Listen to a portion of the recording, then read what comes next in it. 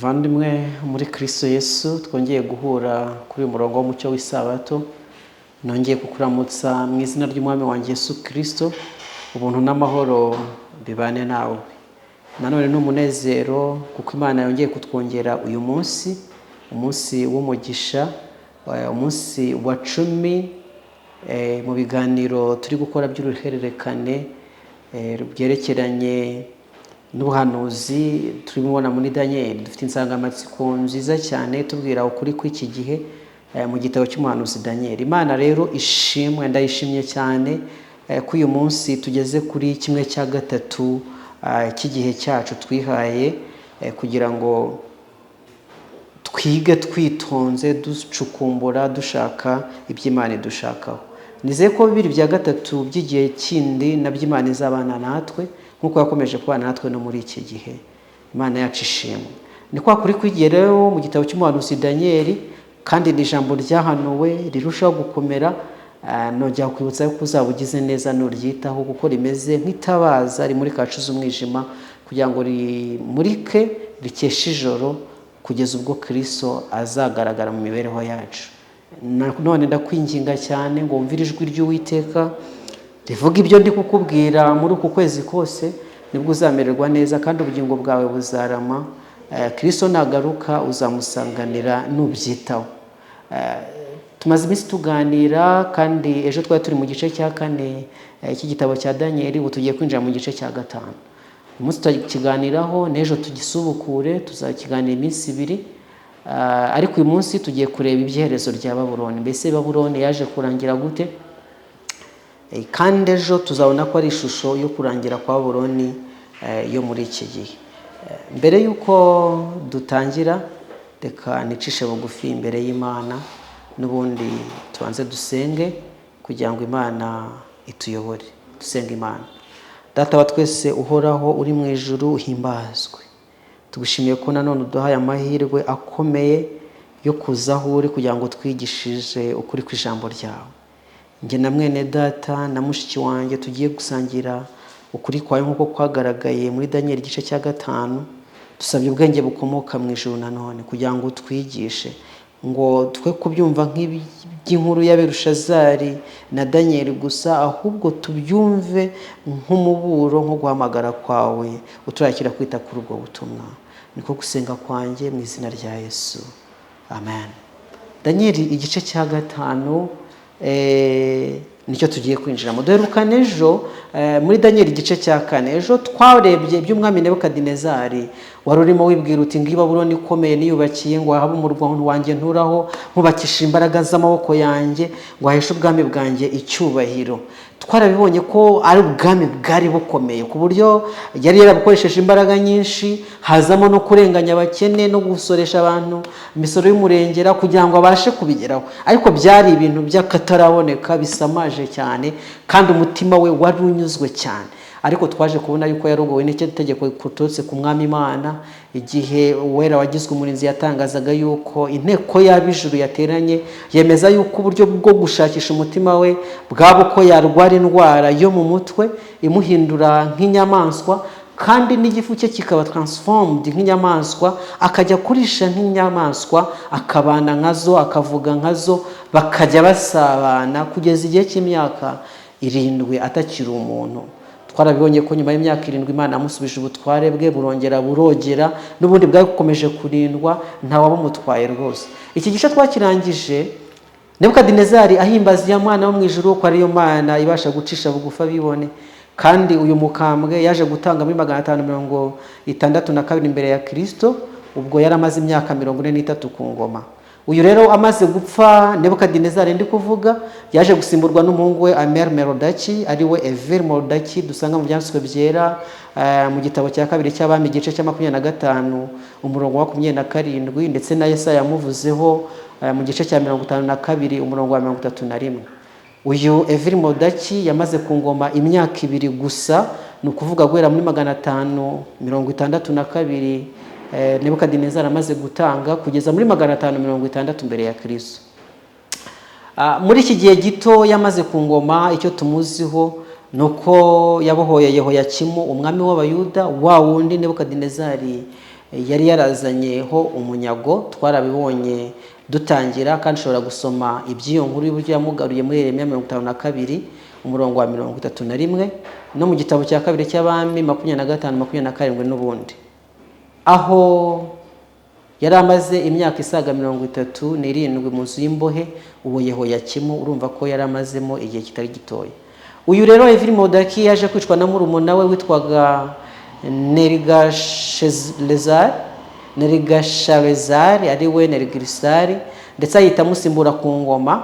Ahari yari amuhoye impinduka zihutiyeho, yaratangiye kuzana mu bya politike, nk'uko turi kubibona ko yatangiye no kubohora imbohe.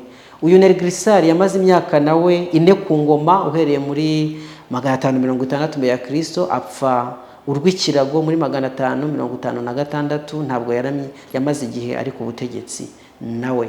Ibyo byatumye umuhungu we Labishi-Marduk afata ubutegetsi, dore ko ari we muhungu wenyine yari afite.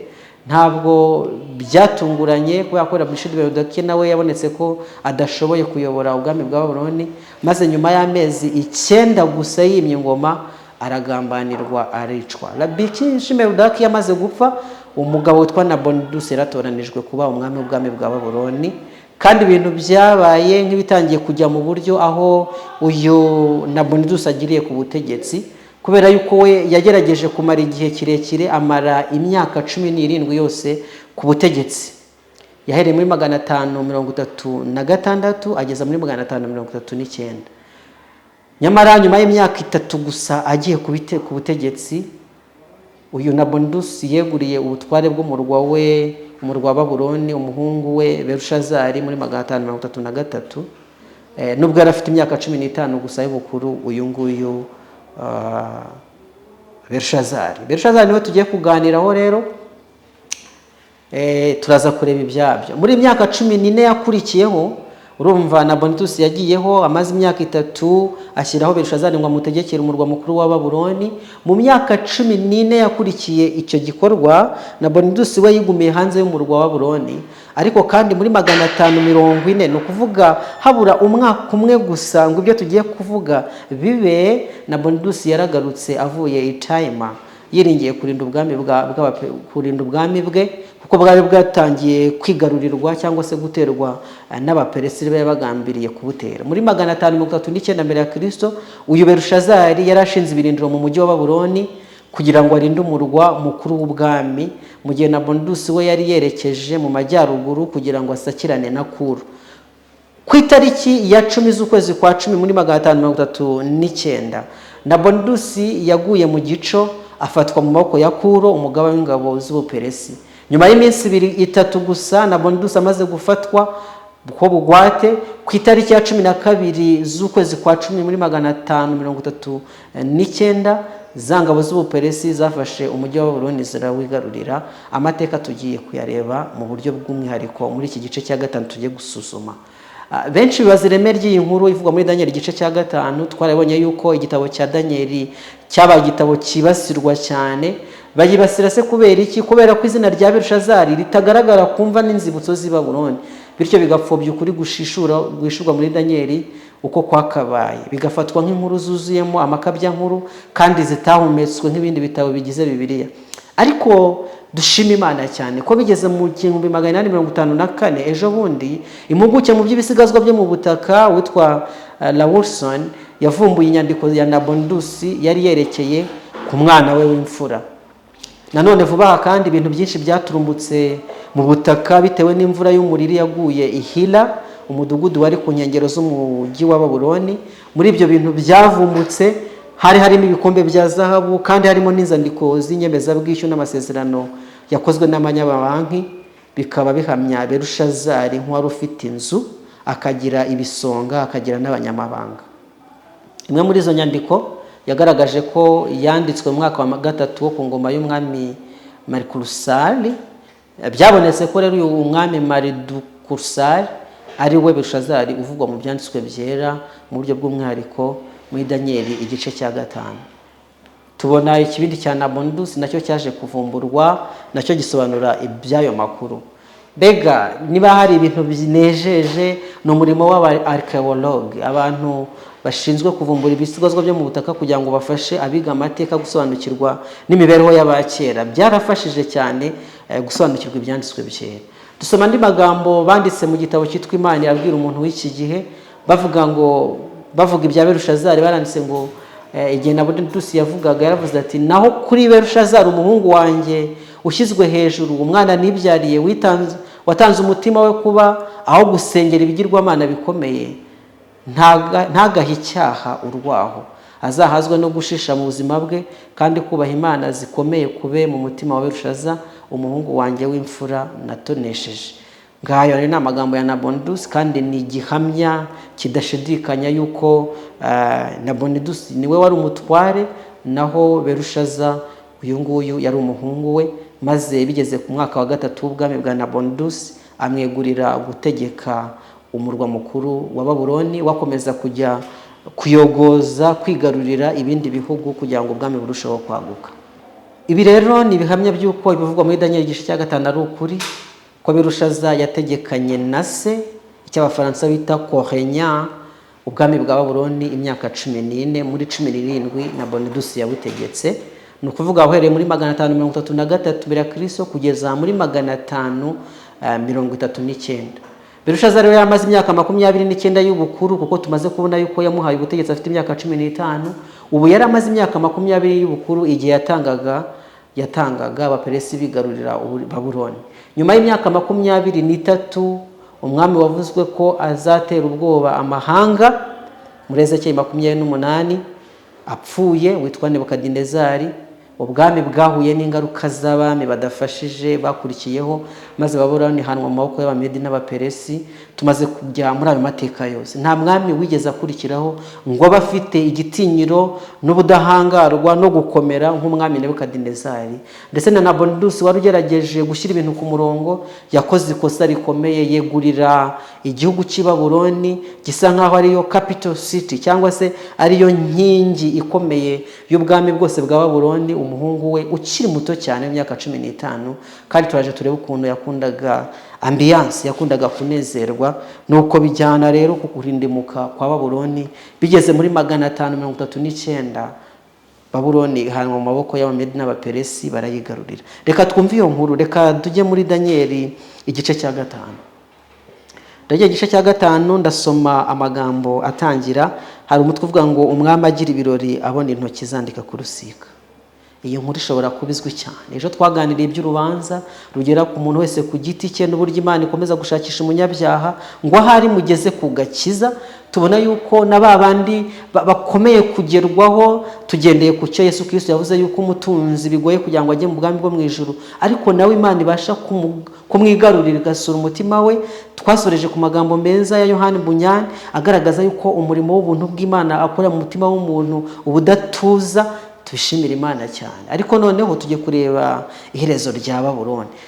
Ndagira ngo nkwibutse yuko turi gusuzuma ukuri kw'iki gihe mu gitabo cy'umuhanuzi Daniel.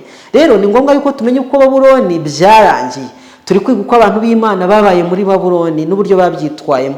Igihe cyarageze rero Babuloni iragenza gute? Irahanguka, kubera yuko ubwami butazahanguka ni ubwa Yesu Kristo bwonyine. Niko ejo Nebukadinezari yasoje atubwiye. None se byagenze bite? Tuje kureba uko byagenze, kandi ejo tuzareba uko bizagenda, ko n'ubundi bizaba bisa bityo nk'uko ijambo ry'Imana ryabivuze. Reka dusome mu izina rya Yesu. Daniel igice cya 5. Umwami Berushazari ararika abatware be bakuru 1000 ngo baze mu birori, abatunganiriza ibyo kurya n'ibyo kunywa.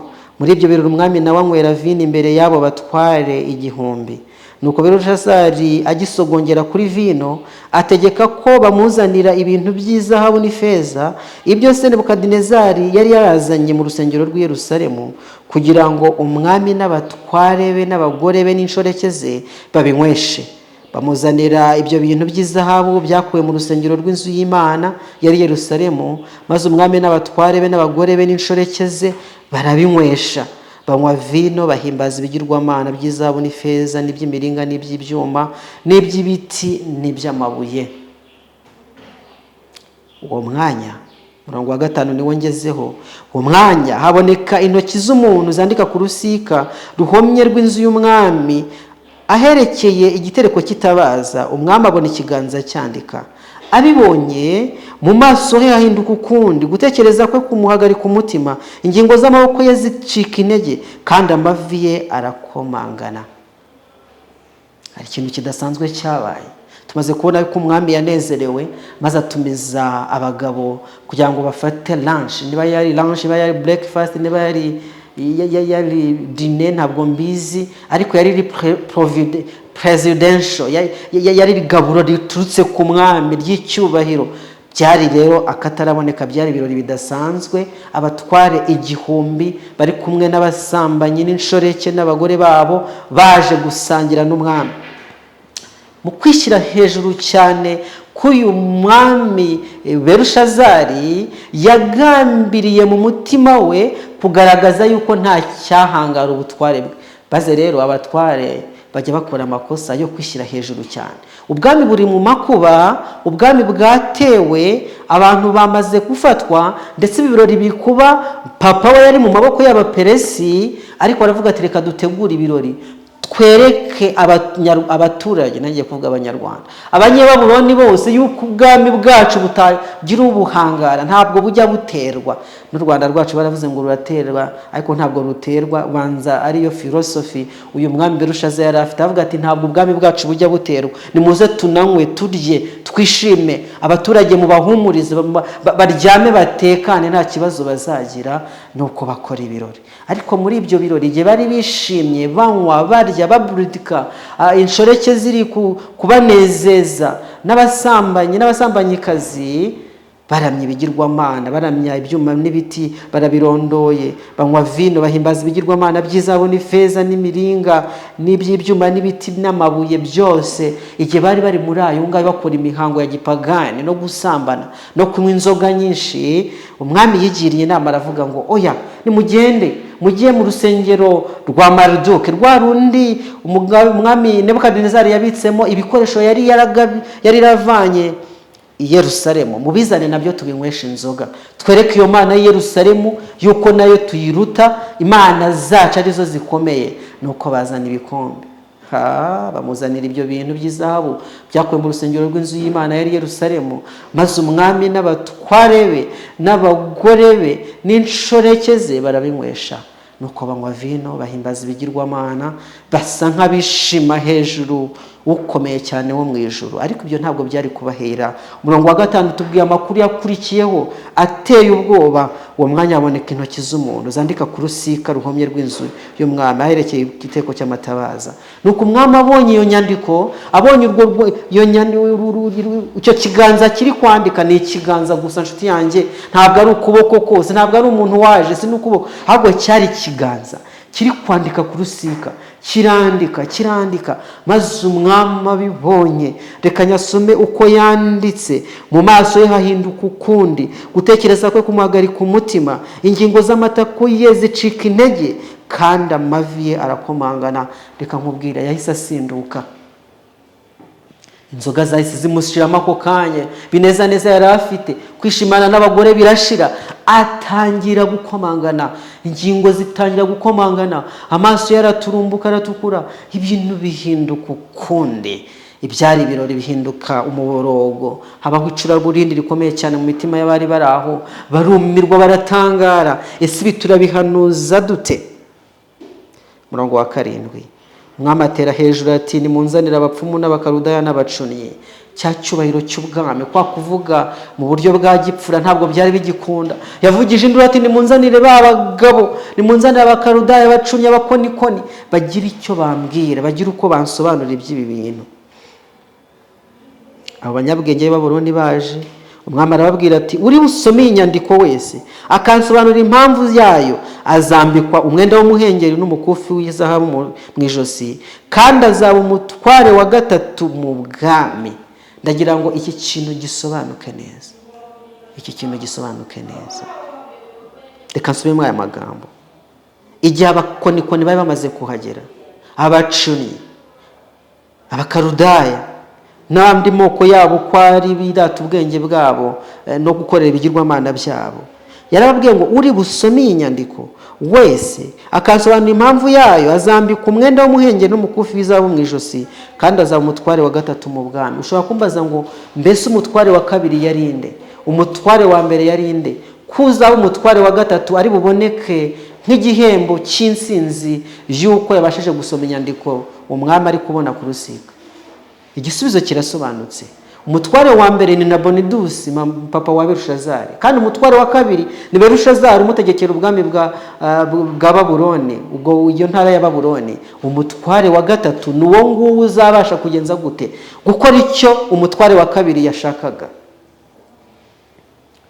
Nasomye amagambo nanjye ndagusomera kandi ari mu bahanuzi n'abami ku ipaje 268 avuga ngo ubwo ibyishimo byuzuyemo urusaku no kuvuyarara no kubyina byari birimbanije, haje ikiganza kitari icy'umuntu, maze cyandika ku nkuta z'ingoro y'umwami inyuguti zashashagiranaga nk'umuriro.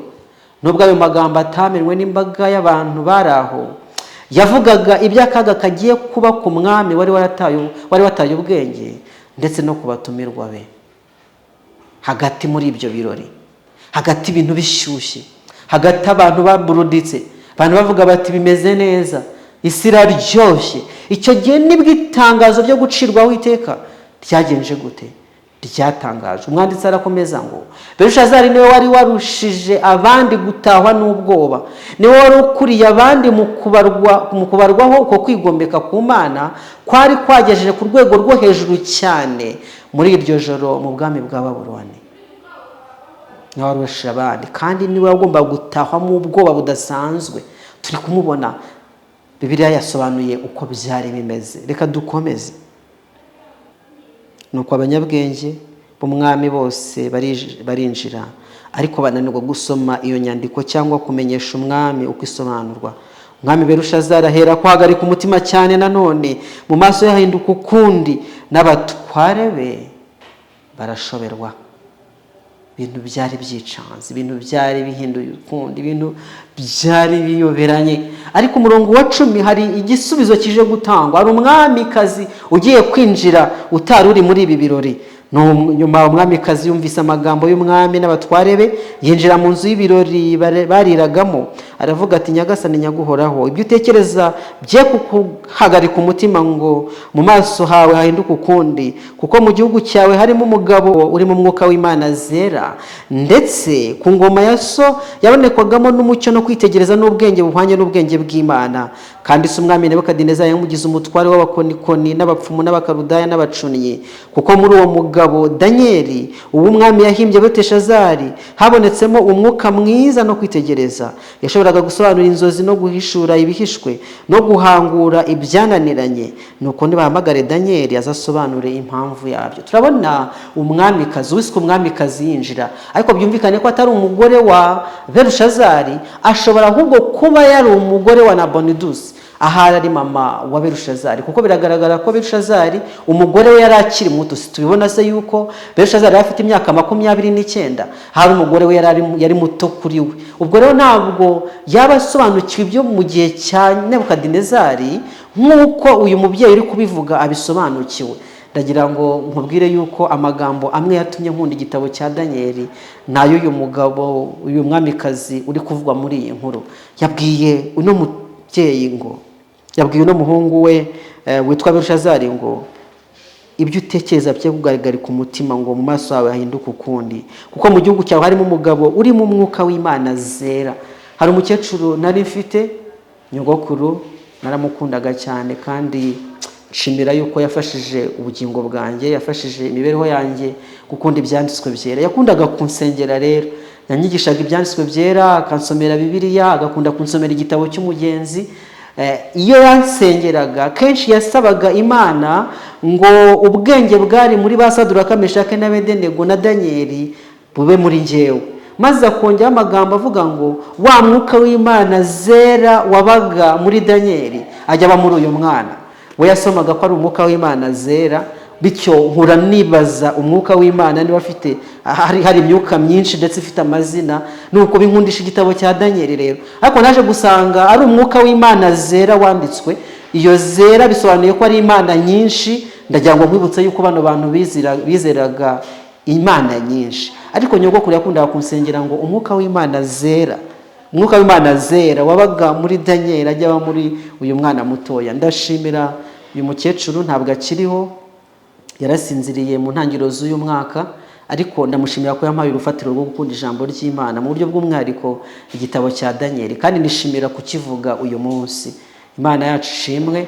Niringiye ko nzamubona ubwo abakiranutsi bazaba bazutse, tuzabana mu bwami bwo mu ijuru. Nuko rero uyu mwamikazi yumvise igikuba cyacitse mu nzu y'ibirori, maze arinjira ahumuriza uyu muhungu, aramubwira ati humura, njye mfite igisubizo cy'ibibazo ufite. Hano muri ubu bwami bwawe harimo umugabo utuwemo n'Imana, n'umwuka w'Imana zera, afite ubwenge no kwitonda ndetse no kwitegereza. Ndetse so Nebukadinezari ari kumwita se, ariko birumvikana ko atari Sahari ni sogokuru we. Twamaze kubona igisekuru ko kigenda, yari yaramuhaye gutwara abanyabwenge bose mu moko yose atandukanye. Nuko rero ndabyizeye, umurongo wa 12 uravugana kwizera gutangaje. Nuko nibahamagare Daniel azasobanure impamvu yabyo. Daniel rero baramuzanye kubera yuko nta n'igisubizo kindi bari bafite. Rega ibintu byari biteye ubwoba. Burya rero abantu niyo bateshejwe agaciro bakavanwa aho bakwiriye kuba b'umumaro, ariko iyo ibibazo bije burya baraguhamagara bati nta kundi twabigenza, ni mumuzane niba ari bufite igisubizo gusa. Nuko rero turabona yuko ubwami bwa Berushaza bwari bwarengagije umuntu w'Imana. Ntabwo Daniel yari akiri mu nshingano z'ibwami. Erega kuba mu nshingano z'ibwami byatumye igihugu kigubwa neza. Ese urabyemera yuko abantu b'Imana mu gihugu batumye igihugu kigubwa neza? Amasengesho yabo basenga ku manywa n'ijoro basabira igihugu, basabira ubuyobozi bwacyo, basabira ubutegetsi, kugira ngo abategetsi bagubwe neza, bayobore munsi y'ukuboko kw'Imana. Imana itanga mu mahoro. Nshuti zanjye, mujye muha abantu b'Imana amahoro, kuko nabo bahora basenga basaba yuko isi ihabwa amahoro. Ariko noneho turabona Berushaza yaravanye umuntu w'Imana mu butegetsi ku buryo nta nubwo amuzi. Birasaba uyu mwamikazi gusobanura neza ibya Daniel. Nuko arabisobanura. Yamaze kubisobanura asa n'utanze itegeko ati nibahamagara uwo mugabo maze aze. Nuko bajya gushaka Daniel baramuzana. Nuko amaze kuhagera reka twumve. Nuko bazana Daniel, umurongo wa 13. Bazana Daniel imbere y'umwami. Umwami abaza Daniel ati ni wowe Daniel? Birumvikana yuko ntabwo yari amuzi, ariko ni kubera iki Berushaza atamenye Daniel? Kubera iki? Ko Daniel tubona ari umuntu ufite profile ikomeye cyane, wagiye ukora ibintu byaneganyeje ubwami bwa Babuloni, akagaragara nk'aho afite ikintu kidasanzwe kiri muri we. Ariko Berushaza ntabwo yitaye kuri ayo makuru, kandi iteka agiye gucirwaho riramukwiriye. Nta nubwo akwiriye second chance nk'uko Nebukadinezari yayihawe, bigasaba yuko abanza kumera nk'inyamaswa nyuma akongera kuba umuntu, akongera kuba umwami wogeye. Oya, kubera yuko amahirwe yari afite ntabwo yakoresheje, kandi amahirwe yari afite aruta cyane ayo Nebukadinezari yari afite. Nebukadinezari yaramenyereye abaramya ibigirwamana gusa, ntabwo yaramenyereye byo kuramya Imana nzima. Ariko Berushaza yarazi amateka y'abaramya Imana, yarazi amateka ya sekuru Nebukadinezari ko yapfuye ari umuragwa w'ijuru, aramya Imana ihoraho. Ariko arabyirengagiza, yongera kwishimana n'abanyabyaha no kuramenya imana z'ifeza n'izahabu n'ibiti n'ibyuma, nuko yibagirwa Imana umuremyi. Nuko arabaza, ese ni wowe Daniel wo mu banyagano w'Abayuda umwami data yakuye i Buyuda? Numvise bakuvuga ko umwami w'Imana ari muri wowe, kandi ko umucyo no kwitegereza n'ubwenge bwiza bikubonekaho. Ubu ngubu banzaniye abanyabwenge n'abapfumu kugira ngo bansomere iyi nyandiko, bansobanurire impamvu yayo, ariko ntibashoboye kubisobanura. Ariko numvise ko ushobora gusobanura amagambo no guhangura ibyananiranye. Nuko rero niba ushobora kunsomera iyi nyandiko ukansobanurira impamvu yayo, uzambika umwenda w'umuhengeri n'umukumfi w'izahabu mu ijosi, kandi uzaba umutware wa 3 mu bwami. Nuko nguko bamuhaye, nawe musezeranije amasezerano, igihembo nabasha kugera kuri ibyo. Daniel se arasubiza nguki? Daniel yasubiza umwami ati impano zawe zigumanire kandi ingorano zawe uzihundiye, ariko humura, ndasobanurira umwami, ndasobanurira inyandiko, sobanurira umwami impamvu yayo. Murongo wa 18 Daniel agiye gutangira kubwiriza. Ndagira ngo nkubwire, uyu mwana w'Imana Daniel ahagaze mu tware bw'ishobora byose, avugana igitsura, avuga ati impano zawe zigumanire. ntabwo nzikeneye. Icyakora ndakubwira icyo wari ukwiye kumenya, ndasobanura iby'inyandiko, ngusobanure n'impamvu zayo. Nuko umwanditsi cya gitabo nkunda abantu uzi n'abami nakomeje kujyamo cyane, baranditse ngo Daniel adakoreshejwe n'iby'umwami yari amusezeraniye yahagararanye ishema n'isheja by'umugaragu w'Imana isumba byose. Ntihagaritswe no kuvuga amagambo yo gushyeshya, ahubwo yahagurukijwe no gusobanura ubutumwa bw'amakuba. Ntabwo rero aje gushyeshya, agiye kuvuga ibintu bikomeye kandi mu mbaraga y'Imana ishobora byose. Ubundi ntabwo ari ibintu byari bikwiye kuvugirwa iruhande rw'umwami, umwami ufite ubutware bwo kwica no gukiza, ariko kubera ko ari ijambo rikomotse ku Mana arabivuga. 18 umva Nyagasani Imana isumba byose yahaye Nebukadinezari ubwami no gukomera n'ubwiza n'icyubahiro. Abantu b'amoko yose y'indimi zitari zimwe baramutinyaga, bagahindira imishyitsi imbere ye kubw'icyubahiro Imana yamuhaye. Yicaga uwashatse kwica, akarokora uwashatse kurokora, yogezaga uwashatse kogeza, agacisha bugufi yashakaga gucisha bugufi. Abanje kuvuga wa mugabo w'igihangange isi yigeze kumenya witwa Nebukadinezari. Nuvuga ati hari umugabo sha wigeze kuyobora kino gihugu kandi yarakomeye cyane, arondoye ibyabashaga gukora, ndetse Berushazari atabasha kugezaho imitwe y'intoki 20, ariko yishyira hejuru, yinangira umutima, bimutera kuba umunyagitinyiro mu byo yakoraga. Niko gukurwa ku ntebe y'ubwami, maze icyubahiro cye bakimukuraho. Nuko yirukanwa mu bantu, umutima uhindurwa nk'uw'inyamaswa, abana n'imparage, akarisha nk'inka.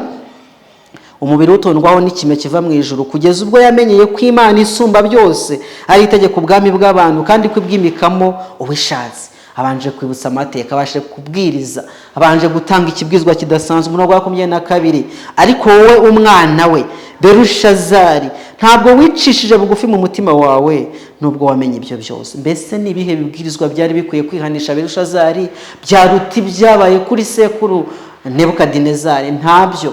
Mbese ibibwirizwa bimaze kukugeraho bingana iki? Mbese urumva waba ukeneye amahirwe nk'aya Nebukadinezari? Birashoboka ko utazayabona kuko amahirwe yagutambutseho ni menshi cyane.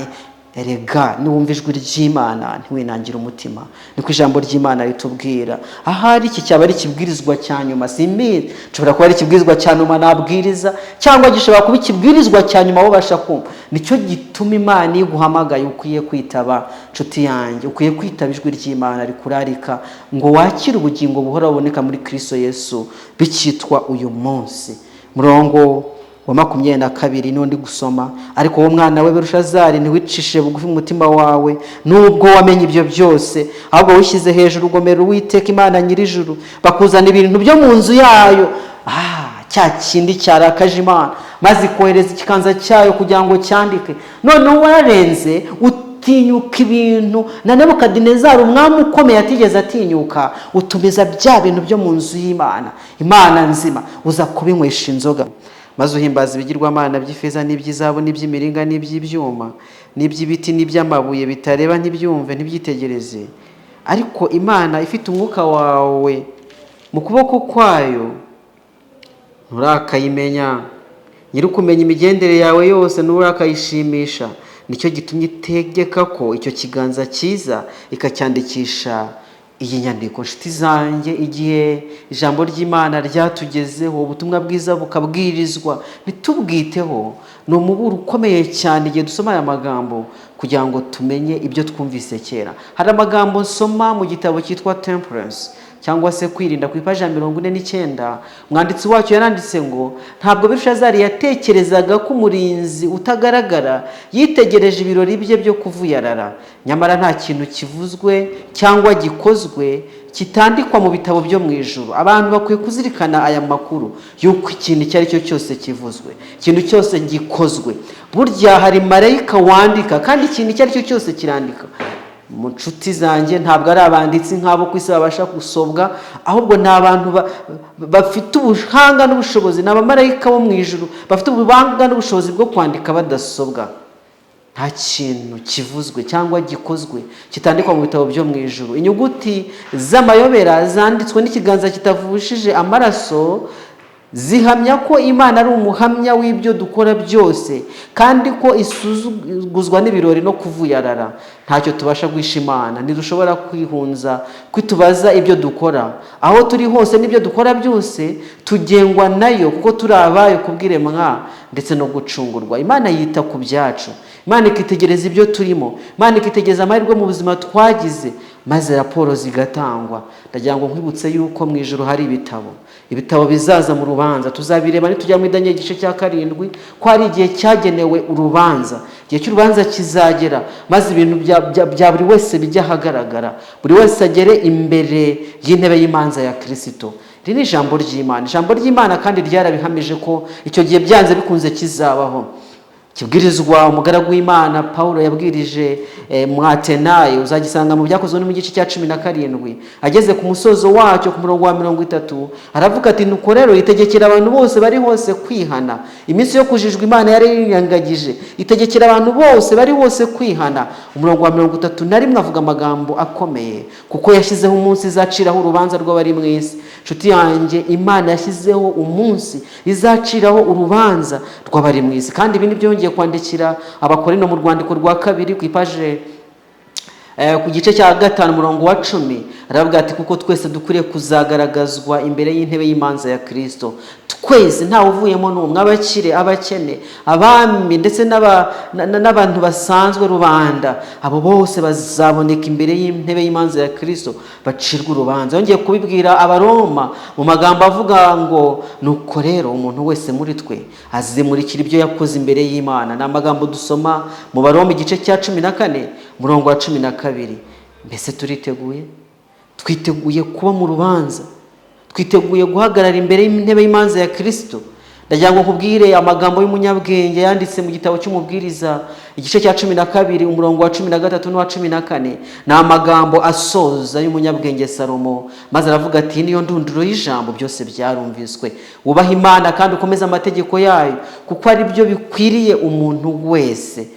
Ese ni ikindi twakongeraho kihe uretse kubabwira ngo dore byose byarumviswe? Icyo usabwa, ubaha Imana kandi ukurikiza amategeko yayo, wemere kugendera mu nzira ikuyoboye. Umurongo wa 14 iratanga impamvu y'ibi ngibi, kuko Imana izazana umurimo wose mu manza n'igishwe cyose, ari cyiza cyangwa ikibi. Tuzabiganiraho tureba agaciro k'amategeko y'Imana, kubera ko amategeko y'Imana niyo azifashishwa mu rubanza, niyo ari kwifashishwa mu rubanza rwa Kristo, kandi buri wese agomba guhagarara imbere y'urubanza.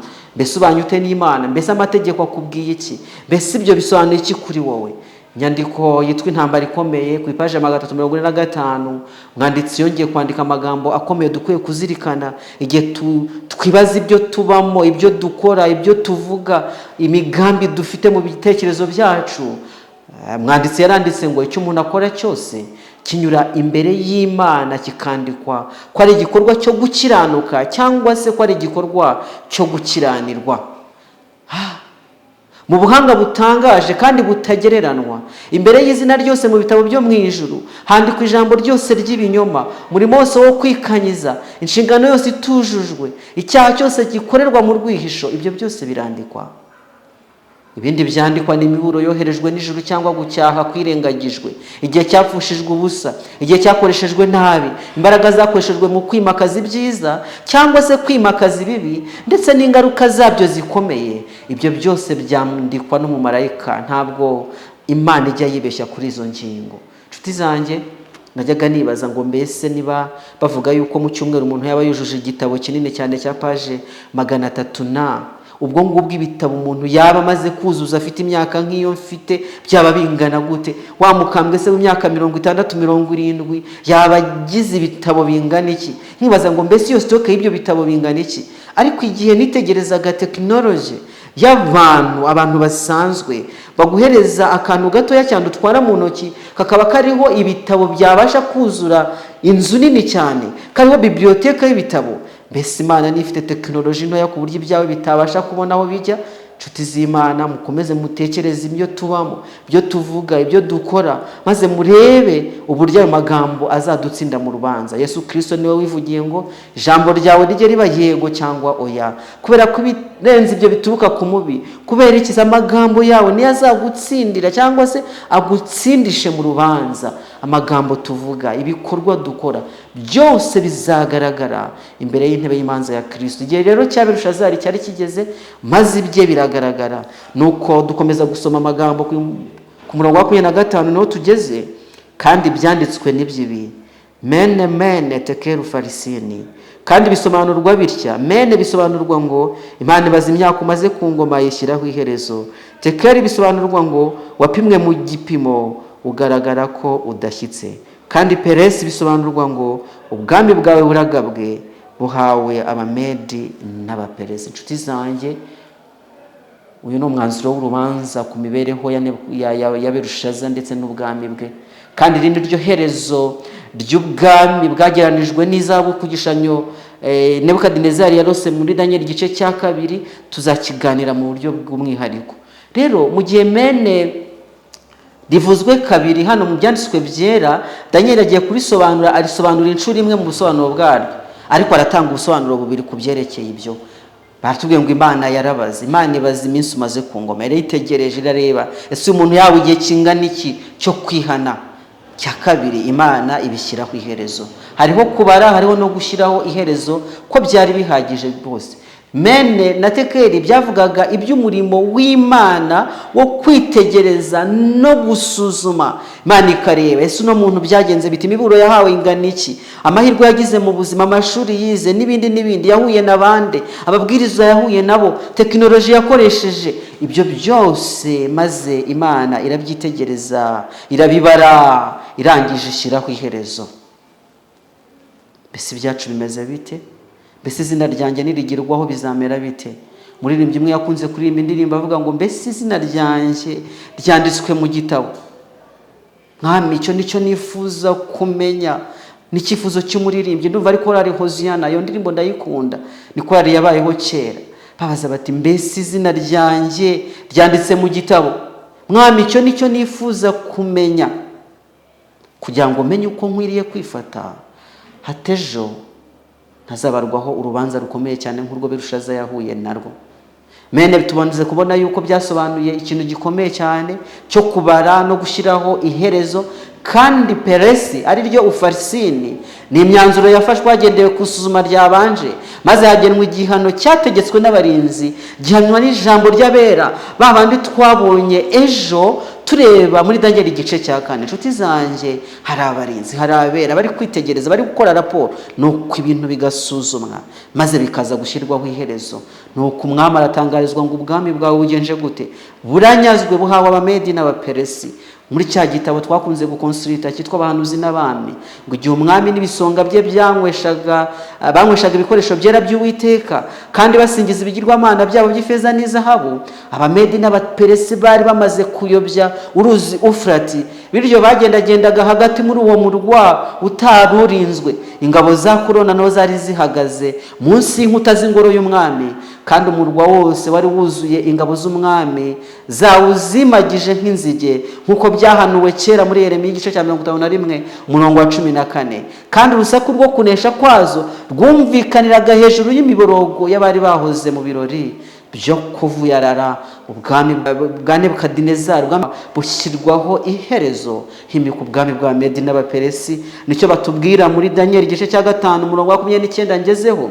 Haratubwira ngo nuko Berushazari ategeka ko bambika Daniel umwenda w'umuhengeri n'umukufi w'izahabu mu ijosi, kandi ko bavuga baranguriye ko azaba umutware wa 3 mu bwami nk'uko yari yabisezeranye. Ariko kandi umurongo wa 30 utanga amakuru ababaje. Ariko iryo joro Berushazari umwami w'Ubukarudaya aricwa. Umurongo wa 1 igice cya 6 cyangwa se 31 w'igice cya 5 bitewe na bibiri ufite.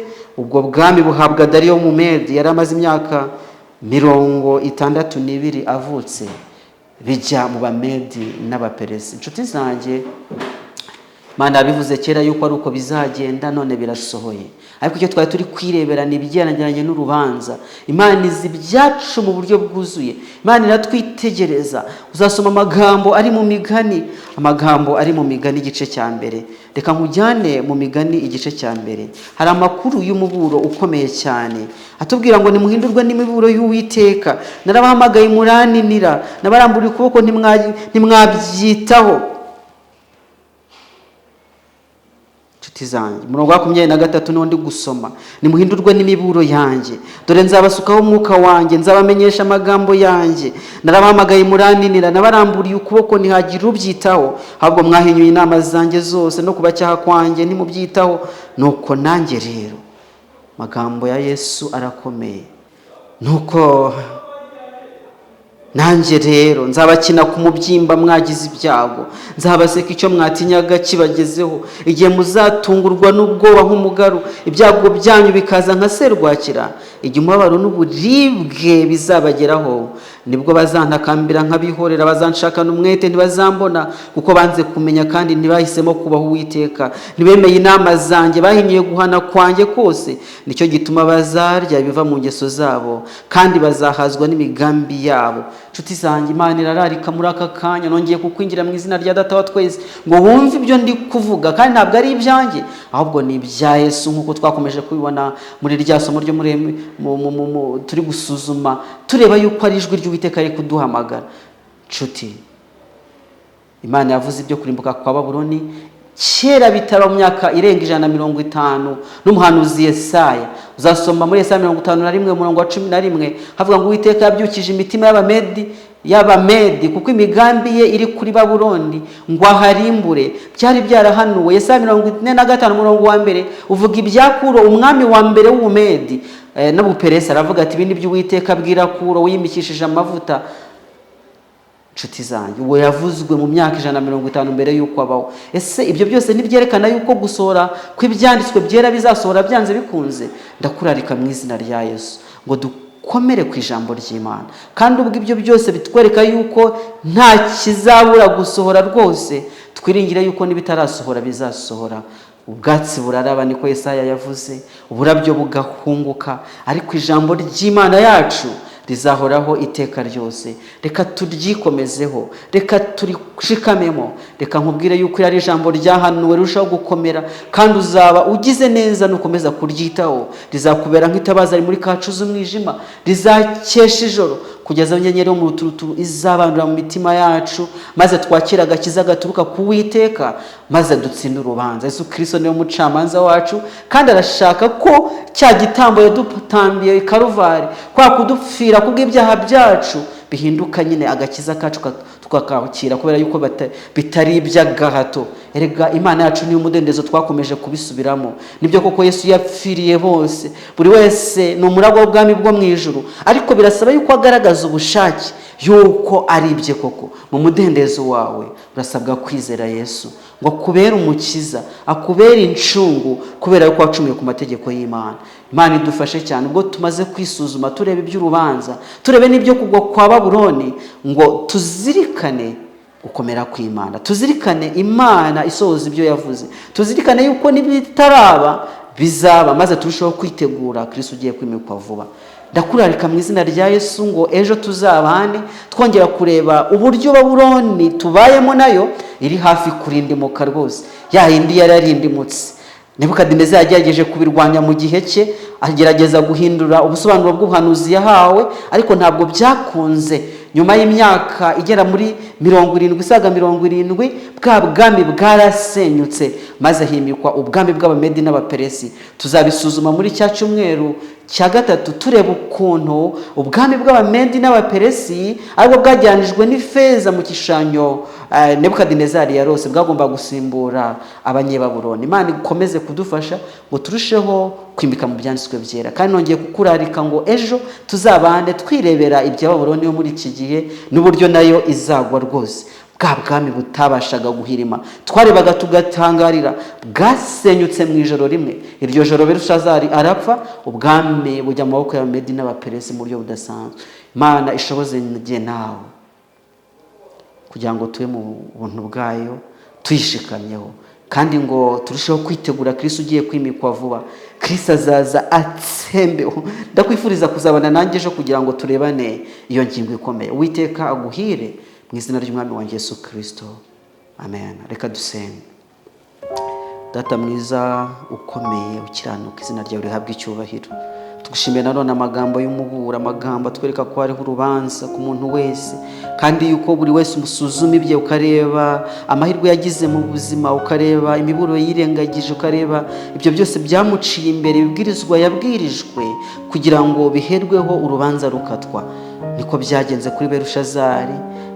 Umugaragu wawe Daniel amwibutsa uko byagenze ubwo yari akwiriye kwigira kuri sekuru Nebukadinezari, ariko ntabwo byamuhiriye, ntabwo yemeye kugendera mu nzira zawe. Uturinde kumera nka Berushazari, ahubwo duhe kwihana rwose nk'uko Nebukadinezari yihannye twabonye mu cyigisho cy'ejo, ngo turusheho kwitegura ubwami bwawe bugiye kwimikwa. Ubwo Babuloni igiye kurimbuka, iyi ngiyi tubayeho, Kristo agiye kuza akayitsembaho rwose, akimika ubwami buzahoraho iteka ryose, uduhe ko kwishingikirizaho.